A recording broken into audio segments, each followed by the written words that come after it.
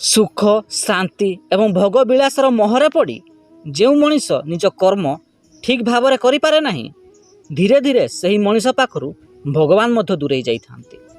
ତେଣୁ ଜୀବନରେ କେବେ ବି ନିଜ କର୍ମ କରିବାରେ ହେଳା କରନ୍ତୁ ନାହିଁ।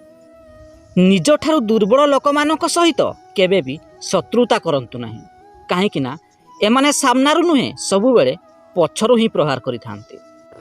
ଆପଣଙ୍କ ମଣିଷ ଜୀବନ ସାର୍ଥକ ହୋଇଗଲା ବୋଲି ଜାଣନ୍ତୁ ଯେତେବେଳେ ଆପଣଙ୍କ ପାଇଁ ଅନ୍ୟର ମୁହଁରେ ହସ ଫୁଟି ପାରିବ। ତେଣୁ ଜୀବନରେ ସବୁବେଳେ ଅନ୍ୟର ମୁହଁରେ ହସ ଫୁଟାଇବାକୁ ଚେଷ୍ଟା କରନ୍ତୁ।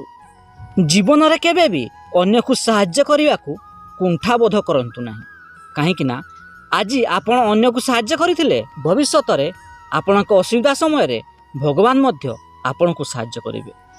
ସବୁଦିନ ଏମିତି ଭିଡ଼ିଓ ଦେଖିବା ପାଇଁ ଆମ ଚ୍ୟାନେଲକୁ ଲାଇକ୍, ସେୟାର ଏବଂ ସବସ୍କ୍ରାଇବ୍ କରିବାକୁ ଜମାରୁ ଭୁଲିବେନି।